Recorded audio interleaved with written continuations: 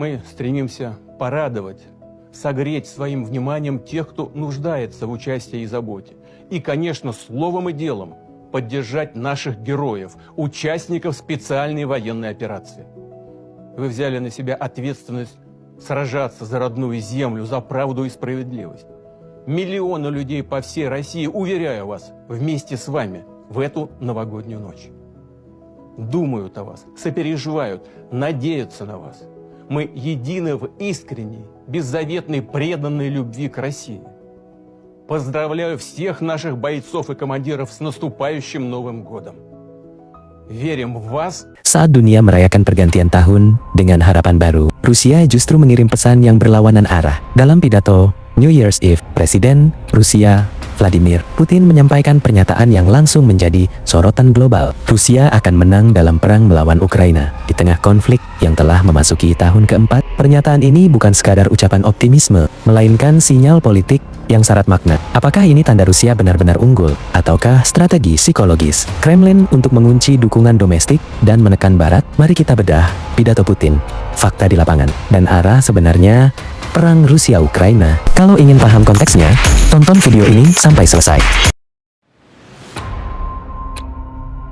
Pidato tahun baru Vladimir Putin selalu menjadi momen politik penting. Namun dalam konteks perang Ukraina, maknanya meningkat berkali-kali lipat. Ini bukan lagi pidato simbolik, melainkan alat konsolidasi kekuasaan di tengah konflik yang belum menunjukkan tanda-tanda berakhir. Ketika Putin menegaskan bahwa Rusia akan menang, ia sedang mengirim pesan stabilitas. Di negara dengan sejarah panjang pergolakan politik, kepastian arah dari pemimpin menjadi kunci menjaga ketertiban sosial. Narasi kemenangan berfungsi sebagai jangkar psikologis bagi masyarakat yang telah hidup di bawah bayang-bayang perang, sanksi ekonomi, dan isolasi internasional. Putin secara konsisten membingkai konflik ini sebagai perang historis. Dalam sudut pandang Kremlin, Rusia tidak sedang menyerang Ukraina, melainkan memulihkan keseimbangan geopolitik yang rusak sejak runtuhnya Uni Soviet. Ukraina diposisikan sebagai wilayah strategis yang menentukan keamanan nasional Rusia. Pidato ini juga berfungsi menutup ruang kompromi. Dengan menyatakan kemenangan sebagai tujuan mutlak, Putin secara tidak langsung menolak gagasan perdamaian yang dianggap merugikan Rusia. Ini penting karena dalam politik Rusia, kompromi seringkali dipersepsikan sebagai kelemahan. Lebih jauh, pidato ini menegaskan kontrol penuh negara atas narasi publik. Media Rusia diarahkan untuk menyoroti keberanian tentara, ketangguhan ekonomi, dan kegagalan Barat. Dengan begitu, perang tidak lagi dipersepsikan sebagai beban, melainkan pengorbanan kolektif demi masa depan Rusia.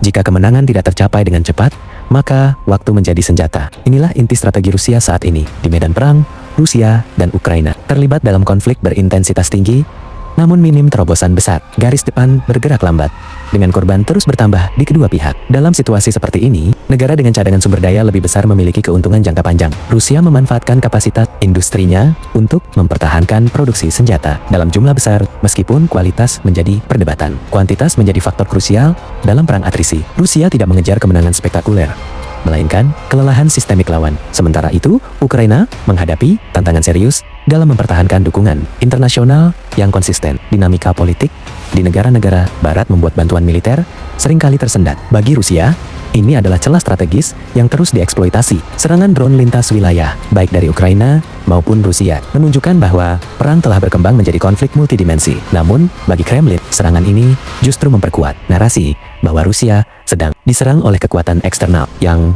lebih besar, sehingga perang harus dilanjutkan. Dalam konteks ini, kemenangan versi Rusia bukan diukur dari wilayah yang direbut, melainkan siapa yang menyerah lebih dulu secara politik dan ekonomi.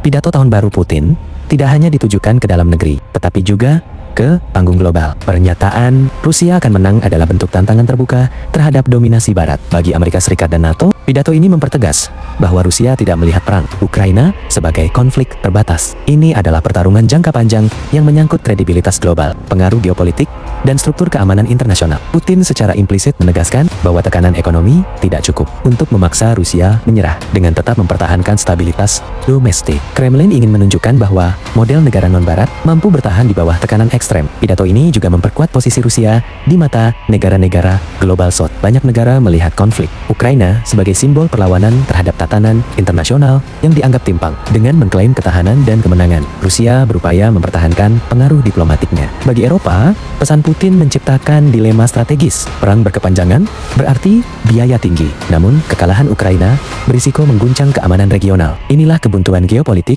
yang belum menemukan jalan keluar. Dalam analisa politik, kemenangan versi Kremlin bersifat adaptif. Tujuannya bisa disesuaikan dengan realitas lapangan. Selama narasi kontrol tetap berada di tangan negara, Putin tidak membutuhkan kemenangan total untuk mengklaim sukses. Cukup dengan mengamankan wilayah strategis, menghambat integrasi Ukraina ke barat, mempertahankan stabilitas internal, memaksa barat menerima kompromi. Dengan pendekatan ini, perang dapat berakhir tanpa deklarasi resmi kemenangan, tetapi tetap dianggap sukses di dalam negeri Rusia. Secara personal, perang ini adalah ujian terbesar bagi Putin. Seluruh kredibilitas politiknya dipertaruhkan. Kekalahan akan membuka risiko instabilitas elit, sementara keberhasilan dalam definisi apa pun akan memperkuat posisinya sebagai pemimpin kuat. Pidato tahun baru ini menegaskan bahwa Putin tidak sedang mencari solusi cepat. Ia sedang membentuk persepsi sejarah bahwa Rusia berjuang, bertahan, dan pada akhirnya menang melawan tekanan global. Pidato tahun baru Vladimir Putin bukan sekadar pernyataan optimisme, melainkan peta jalan politik Rusia di tahan-tahan mendatang. Dengan menegaskan keyakinan akan kemenangan, Kremlin mengunci arah kebijakan dan menyiapkan publik untuk konflik jangka panjang. Apakah ini strategi jitu atau perjudian berisiko tinggi? Jawabannya akan menentukan masa depan Rusia, Ukraina, dan tatanan dunia. Tulis analisismu di kolom komentar. Apakah waktu benar-benar berpihak pada Rusia atau justru menjadi jebakan? Like, subscribe, dan share agar diskusi geopolitik mendalam seperti ini terus hadir di channel ini.